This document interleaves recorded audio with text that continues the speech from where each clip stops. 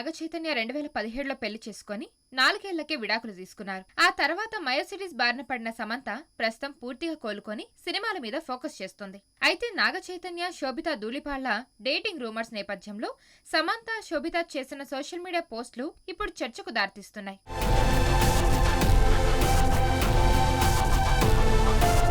నిజానికి వీరు ఒకరినొకరు ఉద్దేశించి చేసుకున్నారో లేదో వారికే తెలియాలి కానీ నెటిజన్లు మాత్రం ఒకరికి ఒకరు కౌంటర్లాగా పోస్టులు పెట్టారని ఫిక్స్ అయిపోతున్నారు.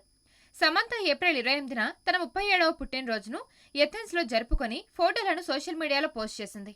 అలాగే ఒక స్పెషల్ కన్ను గుర్తు ఉన్న పెండెంట్ రోజ్ గోల్డ్ చైన్ ను స్పెషల్ గా పోస్ట్ చేసి హాట్ టాపిక్ అయింది. ఆ తర్వాత సమంత మీ వృషభ రాశి వ్యక్తిని ఎప్పటికీ కోల్పోకండి అని ఒక పోస్ట్ షేర్ చేసింది. సమంత ఈ పోస్ట్లో వృషభ రాశి వ్యక్తులను వదులుకోకూడదు అనే విషయాన్ని చెప్పినట్టు కమెంట్స్ లో వినిపిస్తున్నాయి. ఆ కాసేపటికే Sobhita I'm not everyone's cup of chai and that's okay అంటూ ఒక పోస్ట్ ని ఇన్స్టాగ్రామ్ లో షేర్ చేసింది. నిజానికి వారు తమ అభిప్రాయాలను షేర్ చేసి ఉండొచ్చు కానీ అవి 2 కౌంటర్లు అని నెటిజన్లు అంతా అనుకుంటున్నారు. చూడాలి మరి వీళ్ళిద్దరూ ఇంకో పోస్ట్ షేర్ చేసి నెటిజన్లకి ఏమైనా క్లారిటీ ఇస్తారా లేదా అనేది.